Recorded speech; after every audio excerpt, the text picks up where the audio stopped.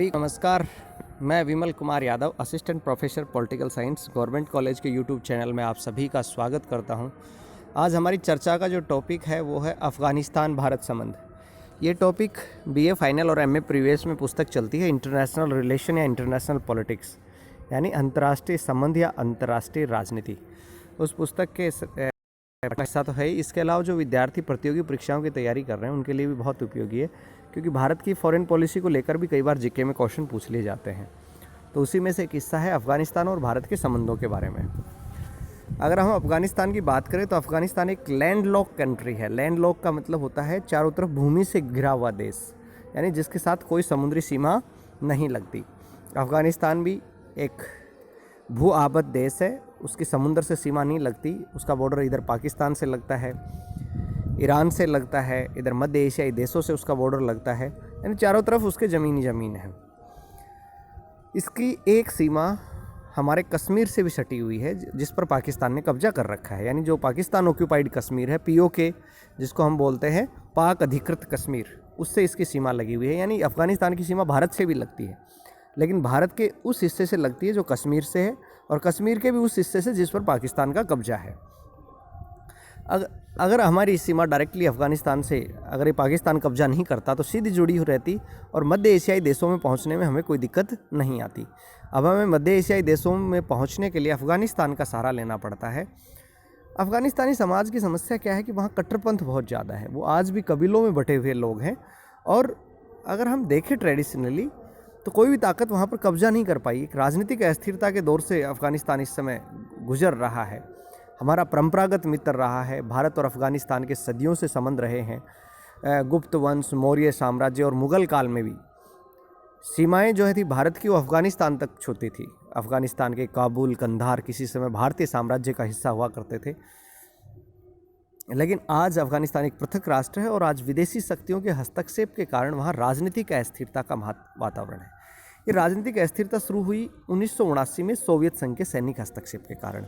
दरअसल मैं आपको बताऊं कि द्वितीय विश्व युद्ध के बाद में, जैसा कि मैंने आपको बताया था, कि दुनिया दो गुटों में बट गई थी। एक का नेतृत्व संयुक्त राज्य अमेरिका कर रहा था और दूसरे का नेतृत्व कर रहा था सोवियत संघ। सोवियत संघ और अमेरिका दोनों ही विश्व पर अपना प्रभुत्व स्थापित करना चाहते थे। तो अफ़गानिस्तान उसी खेल का एक हिस्सा बन गया, शीत युद्ध की राजनीति का मोहरा बन गया। सोवियत संघ चाहता था कि अफ़गानिस्तान में उसकी समर्थक सरकार सत्तारूढ़ रहे, इसलिए उसने वहाँ पर मिलिट्री भेजी।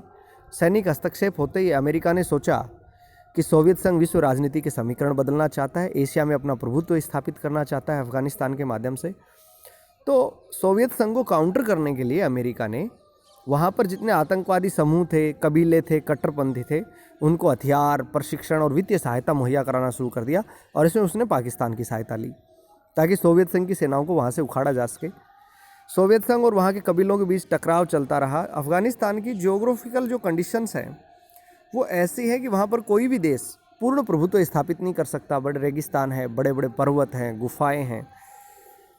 भौगोलिक और राजनीतिक रूप से वो ऐसा है कि वहाँ कबीलों को भी परिचय देना पड़ता है। तो जब वहाँ पे राजा का शासन था तब तक तो सब ठीक था, कबीले उसे अपना सम्राट मानते थे, लेकिन बाद के वर्षों में जब सोवियत संघ का हस्तक्षेप हुआ तो वहाँ हालात ख़राब होने लगे। 1988 के अंदर सोवियत संघ की सेनाओं ने वहाँ से वापसी को शुरू कर दी। अब सोवियत संघ के जाने के बाद में वहाँ सत्ता का वैक्यूम पैदा हो गया, खाली जगह पैदा हो गई। अब उस खाली जगह को भरने के लिए सारे कबीले आपस में लड़ने लगे। हर कोई सत्ता पर कब्जा जमाना चाहता था, हर कोई वर्चस्व स्थापित करना चाहता था। तो वहाँ पे बहुत सारे आतंकवादी समूह भी सक्रिय हो गए। 1996 में अफ़गानिस्तान की सत्ता पर तालिबान, जो एक कट्टरपंथी आतंकवादियों का समूह था, वो सत्तासीन हो गया। वो कट्टरपंथी मुजाहिदीन जो थे वो तालिबान के नाम से जाने गए और अफ़गानिस्तान की सत्ता पर बैठ गए। 11 सितंबर 2001, जिसको 9/11 भी कहते हैं, अमेरिका के अंदर क्या होता है कि महीना पहले लगाते हैं, तारीख बाद में लगाते हैं। हमारे यहाँ तारीख पहले आती है, जैसे अपन बोलते हैं 11/9/2001, वो बोलेंगे 9/11/2001, यानी 11 सितंबर को वो 9/11/2001 बोलते हैं।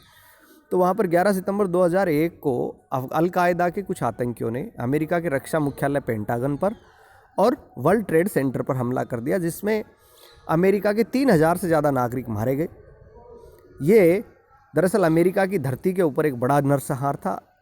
अमेरिका ने इसका बदला लेने के लिए आतंकवादी समूह के विरुद्ध विश्वव्यापी युद्ध की घोषणा कर दी, और उसी कड़ी में ये भी पता लगा कि अल-कायदा के आतंकवादियों की सहायता तालिबानी जो है अफ़गानिस्तान के तालिबानी कर रहे थे। तो अफ़गानिस्तान से तालिबान को उखाड़ फेंकने के लिए 2001 में आए ऑपरेशन एंड्यूरिंग फ्रीडम चलाया गया। ऑपरेशन एंड्यूरिंग फ्रीडम जो चलाया गया तो तालिबान की सत्ता वहाँ से उखड़ गई और वहाँ डेमोक्रेसी कायम हो गई। लेकिन वहाँ पर मैंने जैसा कि बताया कि कोई भी सत्ता पूर्णतः कामयाब नहीं होती, क्योंकि कबीले हैं और वो आपस में लड़ते रहते हैं।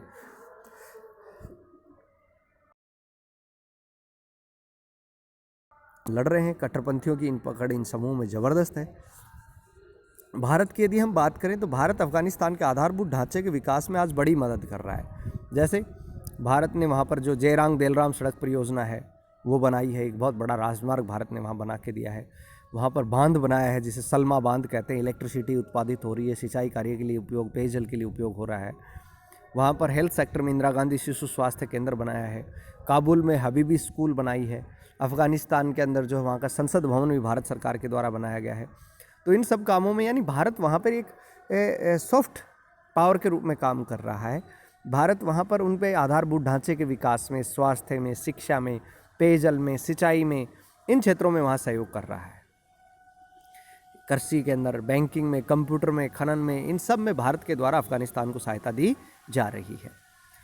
वर्ष 2014 में जब अफ़गानिस्तान से अमेरिकी सेना की वापसी हो गई तो तालिबान अब पुनः अमेरिका की सेनाएं तो वहाँ धीरे धीरे लौटाने लगी। ओबामा ने कहा था कि हम अफ़गानिस्तान से अपनी सेनाओं की वापसी करेंगे और धीरे धीरे उसने वापसी भी की।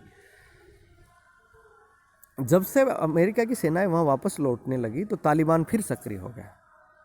वो वहाँ पर अपनी सत्ता वापस मजबूत करना चाहता है। तो तालिबान का जो एक बड़ा नेता था मुल्ला उमर, उसको अमेरिका ने 2015 में मार गिराया। ताकत ज़रूर कमज़ोर हुई लेकिन तालिबान फिर वहाँ पर मजबूत होने लगा है। दरअसल अमेरिका अफ़गानिस्तान के कहने पर वहाँ दो तरह के तालिबान मान रहा है, एक गुड तालिबान, एक बैड तालिबान। तालिबानी तो आतंकवादी हैं, उनमें गुड और बैड क्या करेगा, भारत इसका विरोध करता है। और इन तालिबानियों को मजबूत कराने में, तालिबान को संरक्षण देने में पाकिस्तान की बड़ी मजबूत भूमिका रही है। जब अमेरिका ने वहाँ ऑपरेशन चलाया तो सारे तालिबानी आतंकवादी भागकर पाकिस्तान आ गए और पाकिस्तान की सरकार ने उनको शरण दी। आज भी उनके ऊपर पाकिस्तान की सेना की बहुत अच्छी पकड़ है। और भारत को ये अच्छे तालिबान के नाम पे पाक समर्थित तालिबान से समझौता अगर किया जाता है तो इस क्षेत्र की शांति के लिए एक बड़ा खतरा होगा। और तालिबानियों का तो दृष्टिकोण ही हमेशा भारत विरोधी रहा है। वो भारतीय दूतावास और केंद्र को आतंकवादी हमले का निशाना बनाते रहे हैं। भारत ने अफ़गानिस्तान से सांस्कृतिक आदान प्रदान हेतु जून 2014 में एक लिबरल वीज़ा पॉलिसी की घोषणा की थी, उदार वीज़ा नीति की घोषणा की थी। दोनों देशों के बीच 2011 से ही जो है सामरिक भागीदारी है, यानी हम वीज़ा में भी उनको ढील दे रहे हैं। स्ट्रेटेजिक पार्टनरशिप भी हम दोनों के बीच में है। और जब 2014 में अफ़गानिस्तान में राष्ट्रपति पद के चुनाव हुए और अशरफ गनी अहमदजई जब नए राष्ट्रपति बने तो उन्होंने भारत यात्रा भी की और इस दौरान भारत ने उनको 3 चीतल हेलीकॉप्टर भेंट किए। इसके अलावा डिफेंस में, एग्रीकल्चर में, एजुकेशन में, एनर्जी में, इन सब में अनेक मुद्दों पर दोनों देश के नेताओं के बीच महत्वपूर्ण समझौते और वार्ताएं हुई। 25 दिसंबर 2015 को भारत के जो प्रधानमंत्री थे नरेंद्र मोदी, वो एक उच्च स्तरीय शिष्टमंडल के साथ अफ़गानिस्तान गए। अफ़गानिस्तान में जो नया संसद भवन बना है उसका इनॉग्रेशन किया, उसको फाइनेंस भी भारत ने किया था। जो नया संसद भवन बन रहा है उसके लिए पैसा भारत सरकार ने दिया था, उसका उद्घाटन किया। और अफ़गानिस्तानी सेना के जो जवान शहीद हुए थे उनके 500 बच्चों को स्कॉलरशिप देने की घोषणा भारत सरकार के द्वारा की गई। Mi-25 जो हेलीकॉप्टर हैं वो 4 अफ़गानिस्तान को उपहार स्वरूप दिए गए। और दोनों देशों में इस बात पर सहमति बनी कि जो ईरान का चाबहार बंदरगाह है उस चाबहार बंदरगाह को अफ़गानिस्तान से जोड़ने के लिए जो योजना है उसमें तेज़ी लाई जाएगी। यानी दरअसल अफ़गानिस्तान, मैंने आपको बताया कि एक लैंड लॉक कंट्री है। अफ़गानिस्तान समुद्री सीमा से जो नहीं जुड़ा हुआ, तो भारत का जो बिज़नेस है वो चाबहार बंदरगाह के माध्यम से अफ़गानिस्तान से किया जाता है। चाबहार जो पोर्ट है उस चाबहार पोर्ट को डेवलप करने का काम गवर्नमेंट ऑफ इंडिया की एड से ईरान में किया जा रहा है। और गवर्नमेंट ऑफ इंडिया का इसमें ये वो दृष्टिकोण है कि चाबहार बंदरगाह के माध्यम से हम लोग न केवल अफ़गानिस्तान तक पहुंचने में कामयाब हो गए बल्कि मध्य एशियाई देशों तक हमारी पकड़ मजबूत हो गई। भारत ने अफ़गानिस्तान में लघु विकास श्रेणी के 92 विकास परियोजनाएं वहाँ शुरू की हैं। लेकिन एक कमज़ोर पक्ष ये है कि भारत का अफ़गानिस्तान के साथ जो द्विपक्षीय जो बायलैटरल ट्रेड है वो केवल $1 बिलियन से कम है। अफ़गानिस्तान हमारे लिए स्ट्रेटेजिकली रूप से इम्पोर्टेंट है क्योंकि मध्य एशिया का हिस्सा है। इसके अलावा जो मध्य एशियन कंट्रीज़ हैं, मिडिल ईस्ट एशियन कंट्रीज़ हैं, वो प्राकृतिक गैस है, तेल है और खनिजों की दृष्टि से बड़ा एक भरपूर इलाका है और भारत के लिए बड़ा महत्वपूर्ण है। तो उन मध्य एशियाई देशों तक पहुंचने के लिए हमें अफ़गानिस्तान का इस्तेमाल करना पड़ता है। तो हमारे लिए बहुत इंपॉर्टेंट है, आर्थिक दृष्टिकोण से भी और सामरिक दृष्टिकोण से भी। व्यापार की बड़ी संभावनाएं अफ़गानिस्तान के माध्यम से हमारा बिजनेस वहाँ बढ़ सकता है। अफ़गानिस्तान हमारा जो दक्षिण एशियाई क्षेत्रीय सहयोग संगठन, जिसको south Asian association for regional corporation, जो सार्क जिसको बोलते हैं, उसका भी मेंबर है। और भारत ने अफ़गानिस्तान को 2005 में मोस्ट फेवर्ड नेशन MFN का दर्जा दिया था। मोस्ट फेवर्ड नेशन यानी अधिमान्य व्यापार समझौता, यानी इस राष्ट्र को व्यापार में तरजीह दी जाएगी, वरीयता दी जाएगी, ऐसा एग्रीमेंट हमारा अफ़गानिस्तान के साथ है। भारत अफ़गानिस्तान संबंधों में चाह बहार की प्रासंगिकता क्या है? दरअसल भारत द्वारा ईरान में जो बंदरगाह का विकास किया जा रहा है, वो भारत को एक वैकल्पिक मार्ग प्रदान करता है। बंदरगाह पर जो वस्तुएं लाई जाती हैं उनको आसानी से अफ़गानी सीमा तक पहुंचा सकते हैं। और फिर जो ये जयराम डेलाराम राजमार्ग है, इसके माध्यम से अफ़गानिस्तान के विभिन्न भागों में वितरित किया जा सकता है। भारत चाह बहार के जरिए मध्य अफ़गानिस्तान की जो हाजीगक खाने हैं, वहाँ से लोएस्क जो है उसका निर्यात कर सकता है। अफ़गानिस्तान के क्षेत्रीय एकीकरण और पाकिस्तान के प्रभाव को भी कम किया जा सकता है। तो दरअसल हमें पाकिस्तान को काउंटर करने के लिए भी अफ़गानिस्तान चाहिए। पाकिस्तान हमारा दुश्मन राष्ट्र है और अफ़गानिस्तान हमारा मित्र राष्ट्र है। तो पाकिस्तान के बढ़ते प्रभाव को रोकने के लिए और उसको प्रतिसंतुलित करने के लिए भी अफ़गानिस्तान हमारे लिए महत्वपूर्ण है, हमारी विदेश नीति का एक महत्वपूर्ण हिस्सा है। इसीलिए हम इतना बड़ा इन्वेस्टमेंट वहाँ पर कर रहे हैं। अफ़गानिस्तान के साथ कनेक्टिविटी बढ़ाने के लिए कुछ पहल हमारे गवर्नमेंट के द्वारा की गई है। जैसे इंडिया अफ़गानिस्तान एयर कॉरिडोर बनाया गया है, वायु गलियारा बनाया गया है। विदेश व्यापार के लिए, अफ़गानिस्तान से व्यापार के लिए हम कराची बंदरगाह पर अपनी निर्भरता कम करना चाहते हैं और इसलिए हार्ट ऑफ एशिया सम्मेलन 2016 में भारत और अफ़गानिस्तान के बीच में रियायती दर पर एयर कार्गो सुविधाओं की घोषणा की गई। इसके अलावा Afghanistan Pakistan transit trade agreement किया जा रहा है। अफ़गानिस्तान पाकिस्तान व्यापार और पारगमन समझौता किया जा रहा है। इस समझौते के तहत जो अफ़गानिस्तान में उत्पादित वस्तुएं हैं उनको वाघा तक पारगमन की अनुमति प्रदान की जाएगी और इसके बदले में अफ़गानिस्तान जो है वो पाकिस्तान को मध्य एशियाई गणराज्यों के लिए पारगमन मार्ग की अनुमति प्रदान करेगा। पारगमन का मार्ग का मतलब होता है आवागमन का जो मार्ग है, पहुँचने का जो मार्ग है।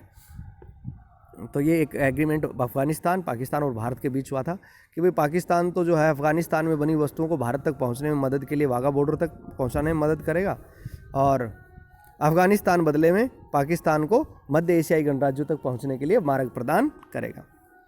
International north south corridor transport corridor की अगर अपन बात करें, INSTC की बात करें, तो अफ़गानिस्तान INSTC का सदस्य नहीं है। फिर भी INSTC चाह बहार से लेके जो ये जयराम डेलाराम के माध्यम से अफ़गानिस्तान में कनेक्टिविटी को बढ़ावा मिलेगा। हाल ही में भारत ने जो ये अंतर्राष्ट्रीय उत्तर दक्षिण परिवहन गलियारा है, उसके तीव्र क्रियान्वयन के लिए रूस के साथ भी समझौते पर हस्ताक्षर किए हैं। 2002 में सेंट पीटर्सबर्ग रशिया में इस पर हस्ताक्षर हुए थे। ये एक मल्टी मॉडल ट्रांसपोर्ट कॉरिडोर है और इसके संस्थापक सदस्य कौन कौन से? ईरान, रूस, भारत, ये सब। बाद में इसमें और सदस्य भी शामिल कर दिए गए। इसमें Azerbaijan, Armenia, Kazakhstan, Kyrgyzstan, Tajikistan, Turkey, Ukraine, Belarus, Oman, Syria, Bulgaria, ये सब एक पर्यवेक्षक सदस्य राष्ट्र के रूप में शामिल किए गए हैं। इसका जो लक्ष्य है वो है कि समुद्री मार्ग के माध्यम से भारत और ईरान को और उसके बाद में ईरान के जरिए कैस्पियन सागर से होते हुए मध्य एशिया को जोड़ा जाए। तो आज इस वीडियो में हमने चर्चा की भारत अफ़गानिस्तान संबंधों के बारे में। एक बड़ा क्वेश्चन यदि आता है भारत अफ़गानिस्तान संबंधों को लेके तो आप उस क्वेश्चन को कर सकते हैं और छोटे क्वेश्चन आते हैं तो वो भी आप इसके माध्यम से जो है सॉर्ट आउट कर सकते हैं। उम्मीद है ये वीडियो आपको पसंद आएगा। अगर कोई दिक्कत हो तो आप यूट्यूब के कमेंट बॉक्स में अपनी समस्या लिख सकते हैं या फिर कॉलेज के व्हाट्सएप ग्रुप बनाए हुए हैं, उन कॉलेज के व्हाट्सएप ग्रुप में अपनी बात रख सकते हैं। आप सभी का बहुत बहुत धन्यवाद, बहुत बहुत आभार। Thank you.